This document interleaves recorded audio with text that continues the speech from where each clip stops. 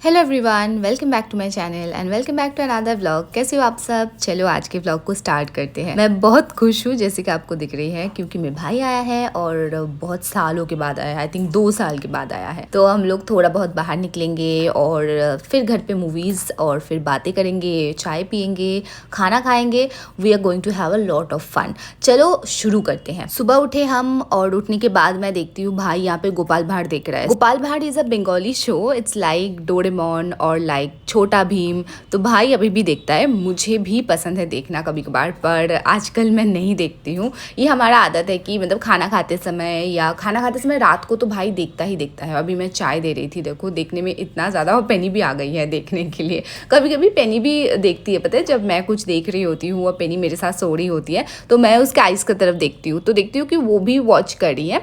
अब वो समझ तो नहीं पाती है, बट आई थिंक वो जो मूव होता है चीज़ें, उसके वजह से देखती है। चाय पी रहे हैं हम और इसके बाद हम क्या करेंगे, तो मैं भाई को पूछती रहती हूँ कि अब क्या करें, आज कहाँ जाना है, आज क्या करना है। सो वी आर प्लानिंग कि आज थोड़ा सा बाहर निकलेंगे। वेदर ऐसी है कि ना बहुत ज़्यादा बारिश हो रही थी उस समय कोलकाता में, क्योंकि अभी तो काफ़ी ज़्यादा धूप निकल रही है कुछ 2-3 दिन से, पर उस समय ना इतना ज़्यादा बारिश हो रही थी हर दिन, like every now and then, जैसे आपको अभी दिख रही है। सुबह थोड़ी सी रोशनी थी जब हम उठे थे, उसके बाद बहुत ही ज़्यादा बारिश आई है। अब ऐसे बारिश होती है ना तो बाहर निकलना बहुत ज़्यादा मुश्किल हो जाती है। एक तो है कि कैब नहीं मिलती, और फिर है कि कहीं कहीं पानी जम जाती है तो उसका भी रिस्क रहता है। पर हम सोच रहे कि ऐसे मतलब आज के दिन को हम ऐसे घर पे बैठ के, क्योंकि हमने ऑलरेडी मूवीज़ वगैरह देखे हैं, तो आज हमें निकलना था कहीं।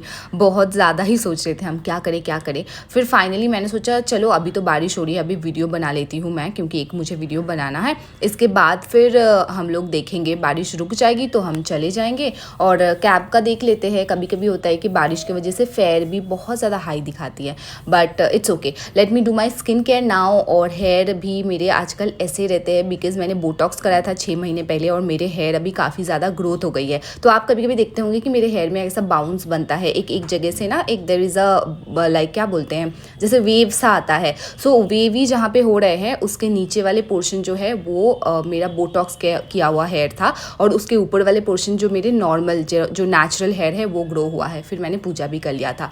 तो बोटॉक्स मैंने पहली बार ये बोटॉक्स किया था। इससे पहले 2-3 बार मैंने केराटिन करा है, और सबसे पहले एक बार स्मूथनिंग करा था। तो केराटिन में ये प्रॉब्लम नहीं होती है, पर आई थिंक बोटॉक्स ज़्यादा देर लास्ट करता है केराटिन से 4-5 महीने में निकल जाती है। अभी मैंने दिसंबर में बोटॉक्स करा था, and this is now it's August and September आ गया है। सो सितंबर में भी मेरे जो बोटॉक्स किए हुए हेयर थे वो अभी भी वैसा ही है, बस अपना जो ओरिजिनल हेयर जो आया है दिख रहा है आपको ना, अभी वो बाउंस जिसके बारे में मैं बोल रही थी वो मेरा नेचुरल हेयर है जो वेवी है।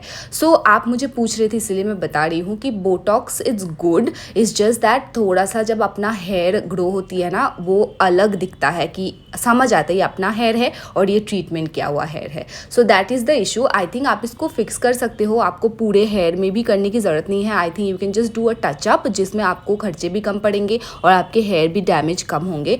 But now I am not planning to do any other treatment because it's been like 4-5 years now कि मैं कुछ ना कुछ ट्रीटमेंट कराती हूँ हर 8-9 महीने में, मतलब साल में एक बार तो एक ट्रीटमेंट कराती हूँ। अभी तक मैंने एक बार स्मूथनिंग, 2 या 3 बार केराटिन और एक बार बोटॉक्स कराया है। So now I am planning कि मैं अपना हेयर जो है उसको ग्रो होने दूंगी। बेसिकली मैं चाहती हूँ कि मेरे हेयर को एक ब्रेक मिले from any chemical treatment, because अभी बन बनाना भी अलाउड है मेरे एयरलाइन में। So I am just going to grow my natural hair, और मेरे हेयर बहुत ही फास्ट ग्रो करती है लेंथ वाइज। तो 6-7 महीने में तो पूरे ही हेयर मेरे अपने ओरिजिनल वाले आ जाएंगे पूरे लेंथ में। चलो अभी हम लोग पहुंच गए हैं CC1, और भाई ना बस 2 ही कपड़ा लेके आया था, क्योंकि वो सोचा था कि 1 दिन या 2 दिन रह के चला जाएगा, पर मैंने उसको रोक लिया। पापा भी बोले हैं कि अभी बहुत ज़्यादा बारिश की वजह से काम का प्रेशर भी कम है, सो ही कैन स्टे।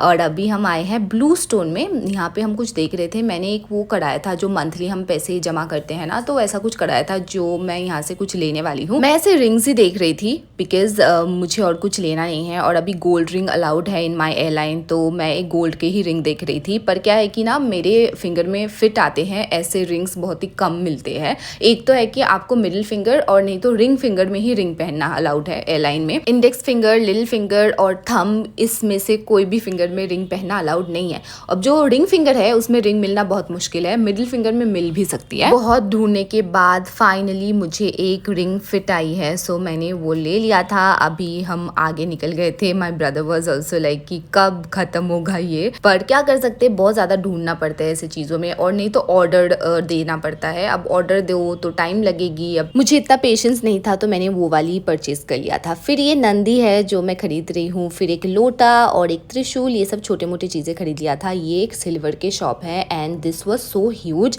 यहाँ पे इतने सारे सामान थे, पर वीडियो बनाना अलाउड नहीं था तो थोड़ा सा परमिशन लेके हमने बस ये जो सिंहासन है इसका वीडियो बना लिया था। वहाँ पे इतने सारे सामान थे। फिर हम लोग यहाँ पे ना watches, my brother is looking at this Rado watches. मैं उसको बोल रही थी कि मुझे थोड़ा समय दो, मैं तुम्हें खरीद के दूंगी। पर बेस्ट चीज़ मेरे भाई का मुझे ये लगता है, जब भी मैं ऐसी कुछ बोलती हूँ वो बोलता है नहीं, इसका प्राइस कितना हो सकता है, मैं खुद खरीदूंगा। एक बार ऐसा भी हुआ था, मैं उसको थोड़ा पुश करी थी एडमिशन लेने के लिए, पढ़ाई और ज़्यादा करने के लिए। तो मैं बोली थी तुम अगर इसमें एडमिशन ले लोगे ना तो मैं तुम्हें एक बुलेट खरीद के दूंगी, तुम जब पास आउट हो जाओगे I will get you a bullet.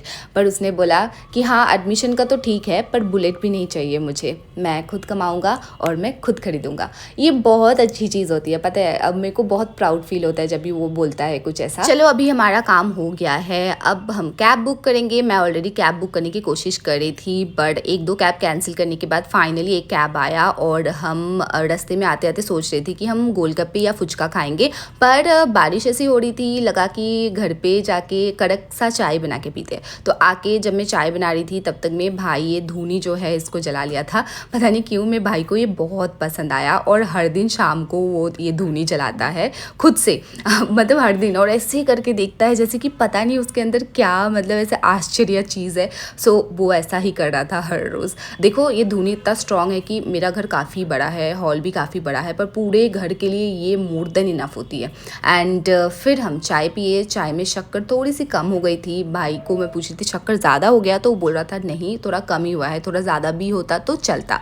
अब हमें थोड़ी सी भूख लग रही थी पर हमें डिनर करने का मन नहीं कर रहा था इतना जल्दी, तो हमने क्या किया कि नाचोस खाए। इसके बाद भाई मुझे पूछ रहा था कि अगर मैं नहीं होता तो क्या करती, तो मैं बोल रही थी मेरे पास कितना काम होता है, मैं वीडियो बनाती, वीडियो एडिट करती, नहीं तो कुछ ना कुछ तो मैं करती, पॉडकास्ट सुनती, कोई नई चीज़ भी मैं सीख रही हूँ अभी तो फिर उसके लिए कुछ क्लासेस देखती। उल्टा मुझे ना समय कम पड़ जाती है। ऐसा कभी नहीं होता है कि समय बहुत सारा है मेरे पास और काम नहीं है, हमेशा ऐसा होता है कि मेरे पास बहुत सारा काम है और समय नहीं है। एंड मैं इसके लिए अपने आप को बहुत लकी मानती हूँ। मैं ना कुछ कमेंट्स पढ़ी थी, कोई तो ऐसा लिखा था कि ये लड़की बहुत सेल्फिश है, ये बस अपनी फैमिली, मम्मी पापा, भाई यही जानती है और बाकी कुछ सबको छोड़ देती है।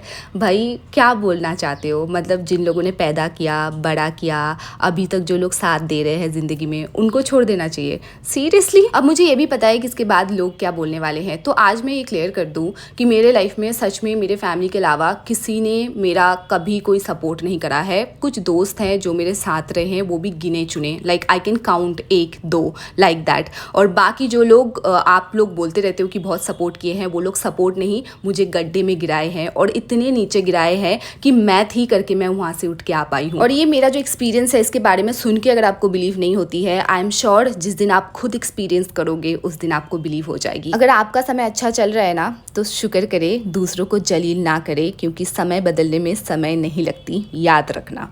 चलो आज के ब्लॉग को मैं यहीं पे समाप्त कर रही हूँ, मैं आपके साथ मिलूंगी फिर से। Bye, take care.